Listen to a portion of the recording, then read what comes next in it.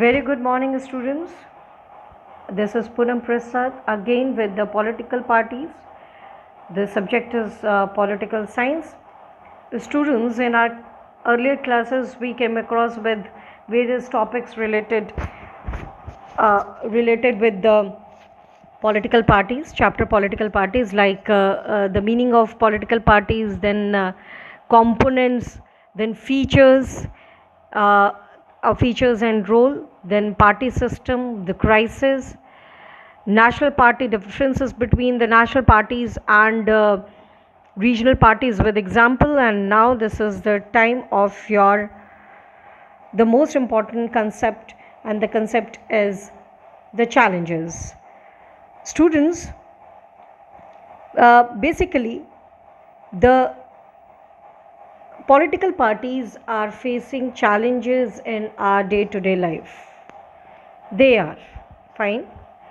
Like, if we are talking about what type of problems are faced by the political parties, as if we are thinking about the India as an example, so let's we talk on it. Students, first important is the political parties are unable to fulfill the expectations of its people. This is true. जो वह अपने चुनावी agenda में बोलते हैं वो sometimes कर नहीं पाते. They are not fulfilling the need or the expectations, you can say, need or expectations of the people.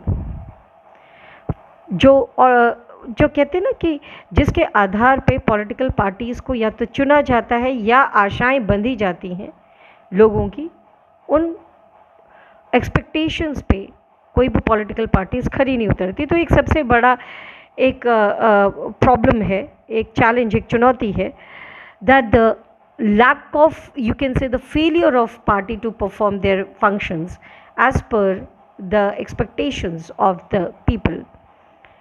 क्योंकि एक आम जनता के लिए जो एक्सपेक्टेशंस हैं वो हार्मनी, पीसफुल सोसाइटी की कामना है, corruption free, pollution free, education का होना, unemployment eradication, poverty eradication, international boundaries पे सेफ्टी, ये सारी चीज़ें एक आम जनता की एक्सपेक्टेशंस होती हैं. और जो पॉलिटिकल पार्टीज़ उस पर नहीं फुलफ़िल कर पाती, उनके एक्सपेक्टेशंस को नहीं फुलफ़िल कर पाती, तो जनता भी उसे नहीं चुनती है और इस तरीके से वो पावर को लूज़ करती हैं. They are not able to form a government. So this is quite important. The second, if we are talking about lack of information among the ordinary workers of the party, this is quite important. Lack of internal, आप कह सकते हैं, lack of information among the workers of the party regarding the development in the party or organization. Party और organisation में move changes हैं, reforms हैं, या कोई भी पॉलिसीज़ एंड प्रोग्राम्स बनाए जाते हैं, that should not be known to the workers children. तो वहाँ पे क्या है, कम्युनिकेशन गैप होता है between the workers and the leaders. Then personal loyalty to the leaders has become more important than party principles and ideologies. This is true. कोई भी party, political party किसी सिद्धांतों या प्रिंसिपल्स पे बेस्ड होती है और बच्चों अगर वही पॉलिसीज़ एंड प्रोग्राम्स को भूलकर अगर पॉलिटिकल लीडर्स या इवन दो जो वर्कर्स हैं या एक्टिव मेंबर्स हैं, वो merely they are thinking about their own centric और देयर सेल्फ सेंट्रिक, वो अपने वो सेल्फिश हो जाते हैं, वो ग्रिडी हो जाते हैं, एंड दे आर, मैंने जैसे वर्ड इस्तेमाल किया, स्वयं केंद्रित, यानी कि वो सेल्फ सेंट्रिक होते हैं फ्रॉम सोसाइटल सेंट्रिक. तो ये एक बहुत इम्पॉर्टेंट चुनौती है. And now in today's scenario कहीं ना कहीं मॉरली और ethically political parties are declining day by day. No opportunities for ordinary party workers to show their dissent. एक बहुत अच्छा एग्जाम्पल चल रहा है इस वक्त, अगर आपको मौका लगे तो you can just go for the newspaper or the televisions, or you can go for the news just to check out. One of the big party of India are facing this type of problem. वहाँ पे जो ordinary party workers हैं या even though the active members, उनको अपना decent अपनी हम किसी भी काम को ऐसा नहीं कि हम पूरा अंधविश्वास करें। ट्रस्ट, अगर कभी समटाइम्स डिस्ट्रस्ट या डिसएग्रीमेंट शो होता है फ्रॉम द साइड और ऑर्डिनरी वर्कर, तो ये एक बहुत बड़ा चैलेंज है in front of the political leaders. यानी ऑर्डिनरी पार्टी वर्कर्स की बात नहीं मानी जाती और कहीं ना कहीं ये lack of internal democracy show होता है बेटा। वो पार्टीज जो डेमोक्रेटिक स्तंभ है, डेमोक्रेसी का स्तंभ है या पिलर ऑफ द डेमोक्रेसी और बेस ऑफ द डेमोक्रेसी, उन्हीं पॉलिटिकल पार्टीज़ के अंदर इंटरनल डेमोक्रेसी नहीं होती है। लैकनेस of internal democracy students. So ordinary workers को या एक्टिव मेंबर्स को आगे बढ़ने नहीं दिया जाता, ये एक सबसे इम्पॉर्टेंट इशू है। Then challenges of dynastic succession, जिसको हम सिंपल शब्दों में बोलेंगे परिवारवाद। इसके वजह से जो अदर लीडर्स हैं, यानी परिवारवाद का मतलब क्या हुआ, जिसने इस्टेब्लिश किया या जिनके कोई लीडर या जो घर के सदस्य पहले बन चुके हैं, वो अपने बच्चों को पार्टी में एज ए प्रेसिडेंट और लीडर की तरह पे रखेंगे, फिर देन उनके बच्चे होंगे। इस तरह से वो क्या है, family, it convert from family to family और it goes to family. This is what we called it as parivarvad, और इसी को हम लोग डायनेस्टिक सक्सेशन भी कहते हैं। It is quite very difficult for the ordinary people और worker to raise their position from lower to higher. वो इसी कारण से टॉप लेवल पे नहीं पहुंच पाते, और जो टॉप पार्टी पोजीशन है वो एक ही फैमिली के लीडर्स के पास, एक ही लीडर्स के फैमिलीज़ के पास सीमित रह जाती है। और इसको लेके अभी भी बहुत बड़ा एक इशू, एक हॉट इशू बना हुआ है, एक डिबेट है, हीट डिबेट है। कहाँ पे बेटा, आज के प्रेजेंट पॉलिटिकल सिनेरियो में। Growing role of money and muscle powers, this is quite important. Earlier I have told you about this. Money और मसल पावर्स के वजह से डर्टी ट्रिक्स का इस्तेमाल करके इलेक्शंस को जीता जाता है। क्रिमिनलाइजेशन ऑफ पॉलिटिक्स, आपराधिक मामले पॉलिटिक्स में बढ़ते चले जा रहे हैं। पार्टी टिकट्स बेसिकली उन लोगों को दिया जाता है those who are having the criminal, you can say they are the criminals or who uses the muscle powers to win the elections. It means they are utilizing dirty tricks to follow the situations, to win the elections and to form the government. Students,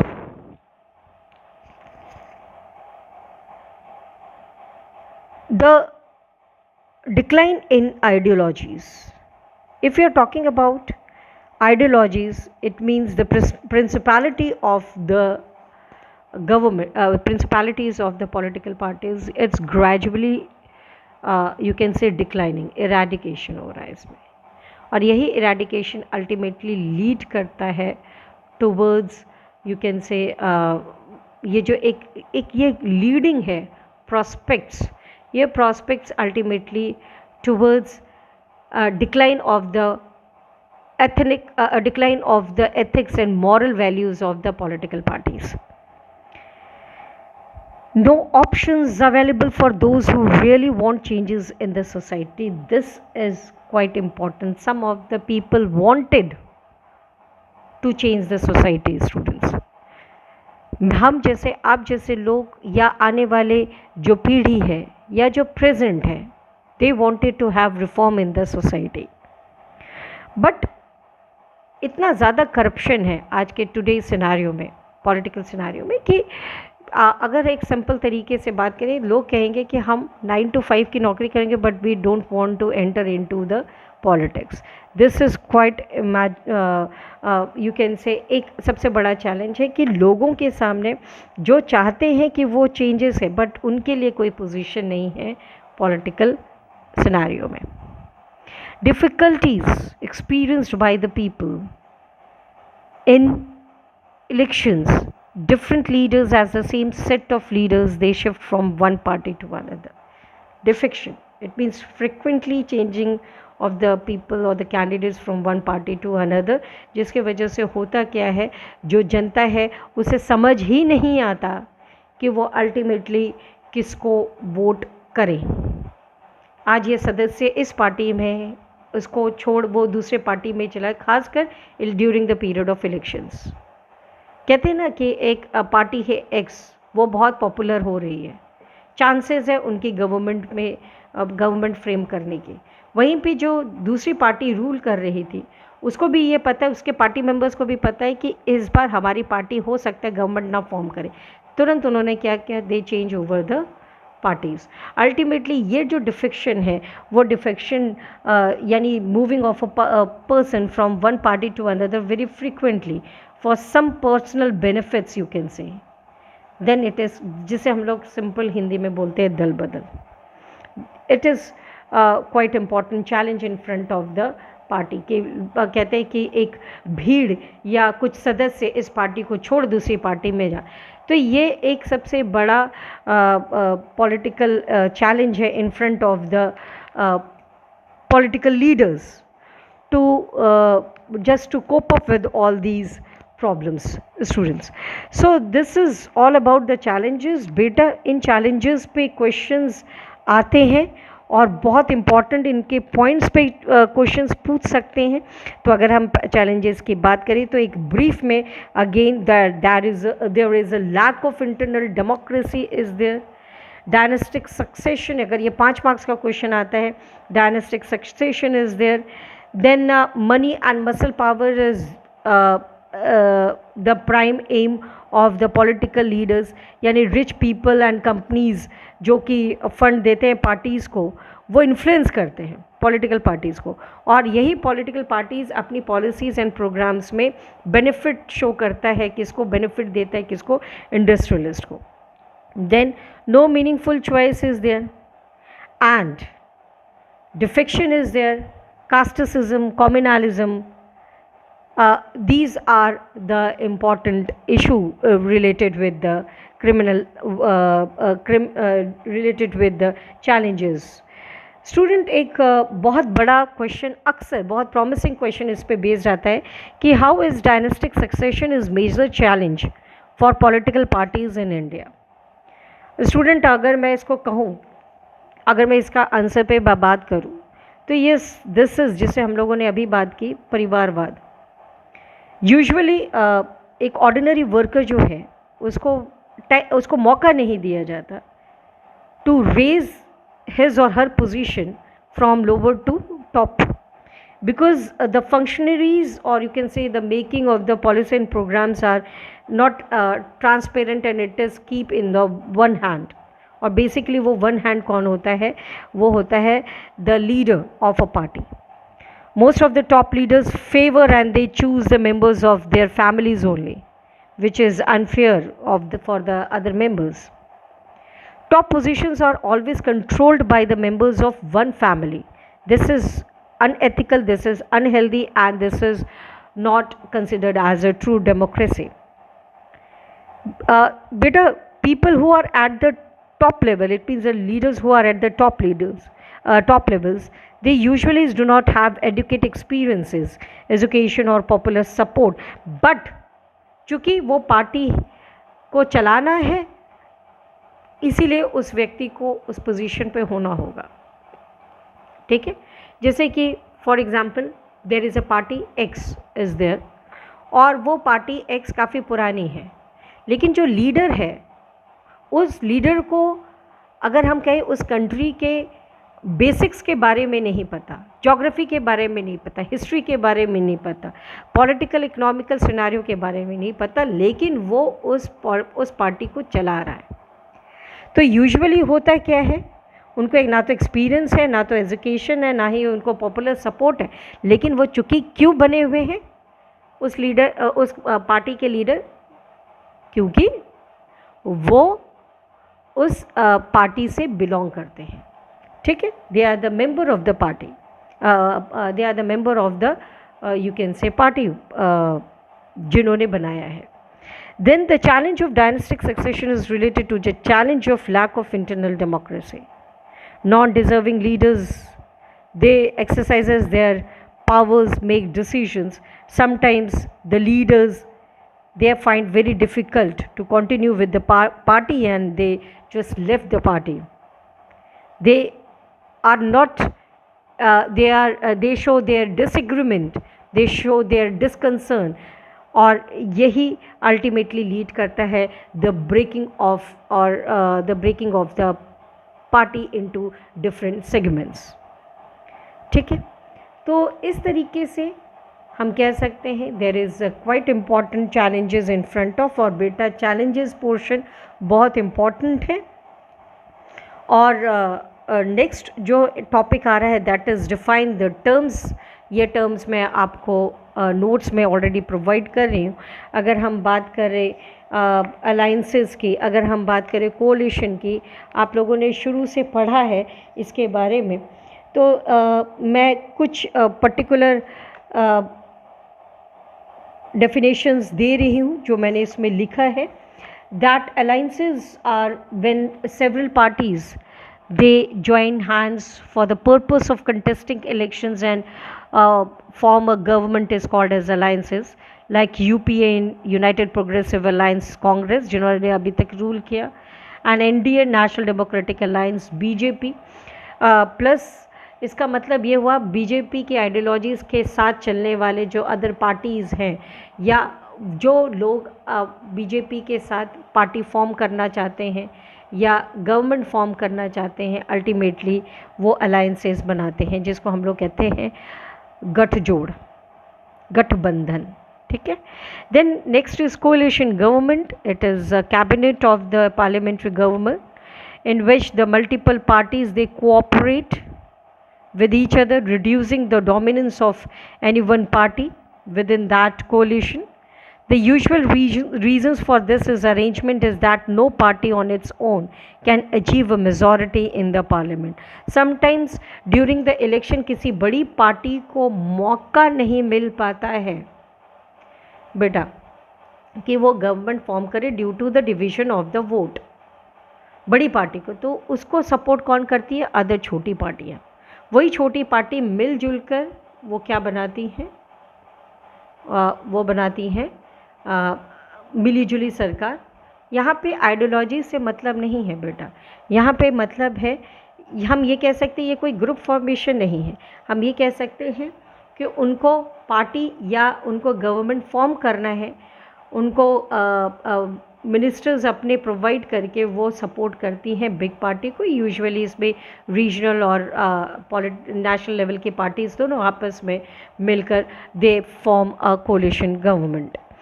next partisans बेटा, this is very very important. इसमें दो बहुत important हैं।